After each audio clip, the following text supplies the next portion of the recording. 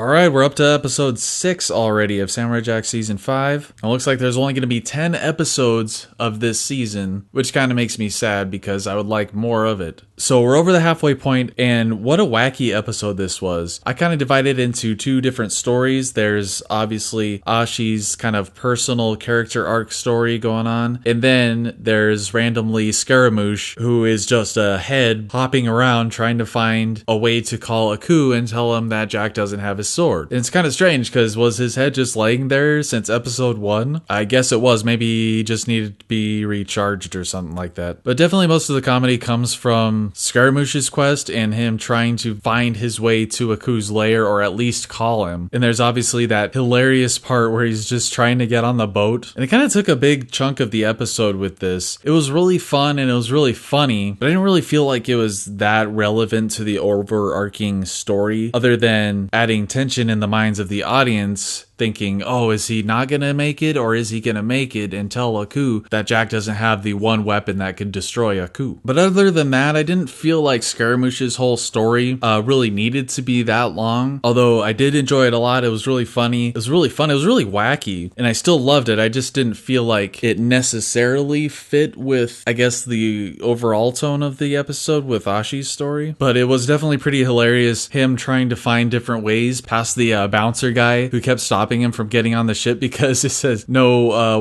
no shirt, no shoes, no body, no entry. That was so funny. And then he tried to put his head like on a dog, and then tried to hide himself in this lady's hair. And then finally he was able to get on board on this other guy's body whose head was really tiny. And I remember watching it, and like the guy's head looked like a penis, and then he actually commented that the guy's head looks like a penis. It was so funny.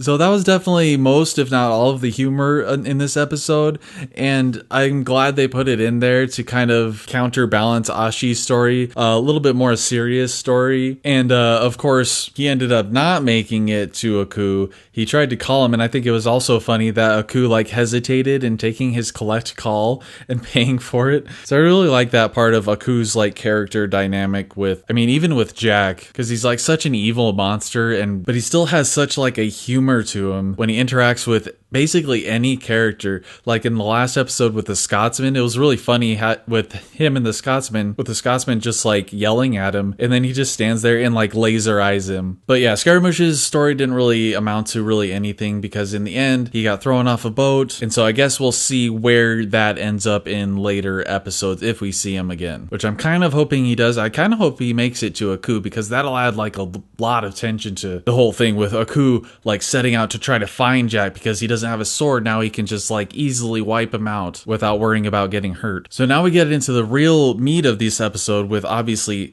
Ashi's character, and this is where her character gets the most development in this episode, I think. Whereas before she kind of like teetered on the side of I'm not sure about this isn't what I was taught. And then last episode she was finally shown that Aku was doing bad things, and so she finally kind of was over that fence and finally starting to believe that everything she has been taught her whole life was wrong. Now this episode is when she finally embraces like the good side in her. And it's really interesting with the symbolism in here. Basically her story is kind of a death rebirth kind of thing that I see it as. You know, in episode 3, at the end of the episode, her and Jack fall down to their deaths basically. And in episode 4 they get swallowed by this monster. And I guess you could see that monster as kind of a symbolism for like the demons inside both of them, and the demon inside her as she is trying to struggle with these ideals. During that whole episode, she refused to let go of her ideals to think that Jack was actually a good guy. And at the end of that episode, she finally saw, well, maybe he is good. And then episode 5 was kind of her journey toward being reborn, in that Jack was taking her, or she followed Jack,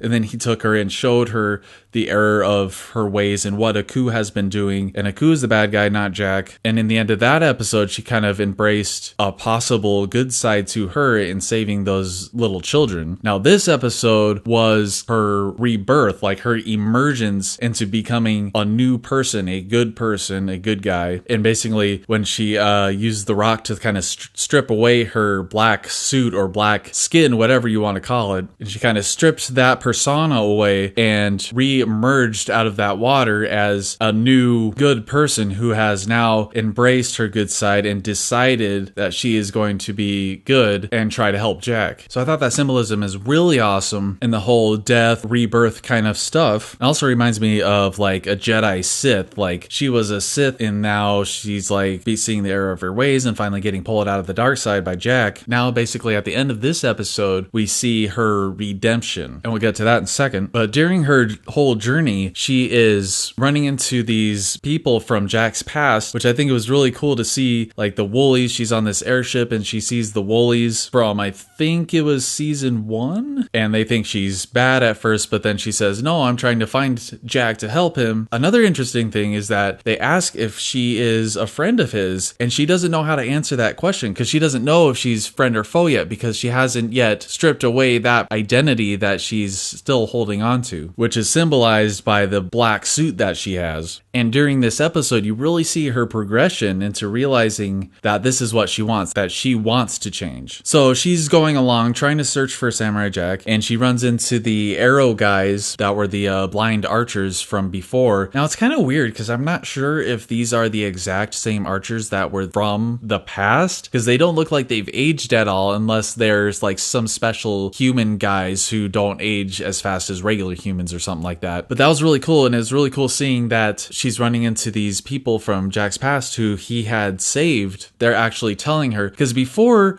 it was just Jack's word saying Aku did these bad things to the world. Now she's actually seeing it from different perspectives. So during this episode, any doubt that she had about him is kind of slowly stripped away. So then she ends up at she also ends up at the rave place, which I guess this old lady who used to be the teenage lady, and she still dresses the same. I guess they just still rave in the same forest, just 24/7. They're not hypnotized this time, but they're still raving 24/7. And there's a lot of kind of fan service in this episode. I felt like it was kind of a clip show in a way, except normal clip shows are just like showing scenes from episodes in the past without much point to them. This episode actually served a point to showing things that happened in the past. And I thought it was cool that when they did show these scenes from the past, it was reanimated, but it wasn't done necessarily in the style of like a season 5 animation. It was really slightly different, like slightly different from season 5, slightly different from the previous Samurai Jack. It was a little bit different, and I think that was really cool. And they even had those kind of like symbolic shots that they had from those original episodes, even though it was a reanimated version of them. So most of the time, like clip shows or retellings of past events are really lame and just boring, but this one actually served a purpose in showing more of Ashi's like character development, and I think it was important to her development and her decision to completely turn her back on the evil witch lady and Aku. Because like I said, before it was just like the witch's word, and then it was just Jack's word, and now she's actually getting the proof from all of these other people that she's running into. Last but not least, she runs into these samurai, who was of course really humorous, and in his story showed off his badass moves, really funny stuff there. And then of course Demongo busts into the pub for no apparent reason other than I guess fan service or something, but it was kind of funny, whatever. So speaking of the evil witch lady, when Ashi completes basically running into all these people from Jack's past and learning their stories and learning that Jack was telling the truth and that this is the path that she wants to follow instead of following the previous path, she has a flashback of when she was just a little tiny like little girl and this evil lady just throws her into this pit of like charcoal or something, and then it's like burning the crap out of this kid. It's like, what a traumatized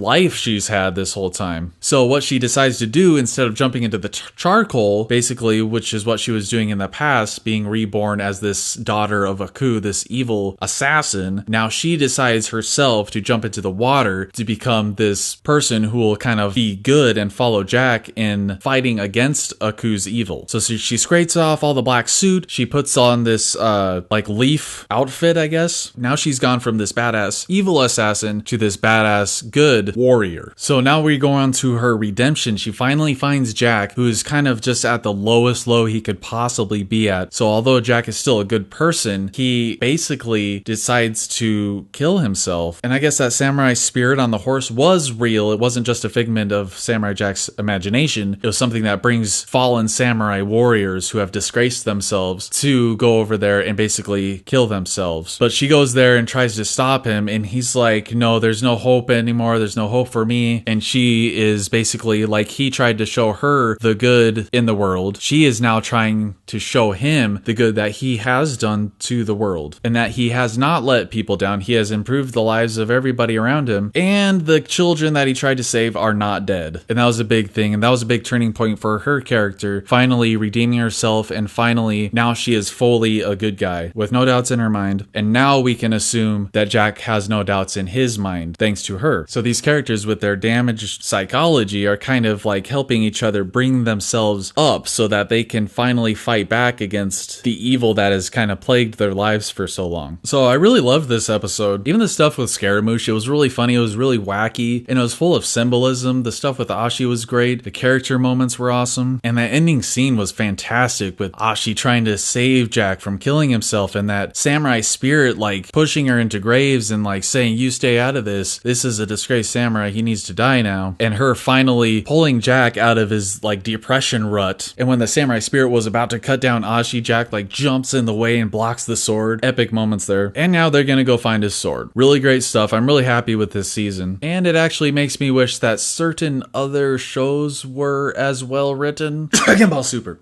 Excuse me. But let me know what you guys thought of the episode, and let me know if you agree with things that I said. If you like the review, go ahead and share it with your friends. Like the video if you liked it. And I'm really trying to get some more Samurai Jack content other than reviews out. I will get those out as soon as I possibly can. So subscribe to the channel, and I will see you later.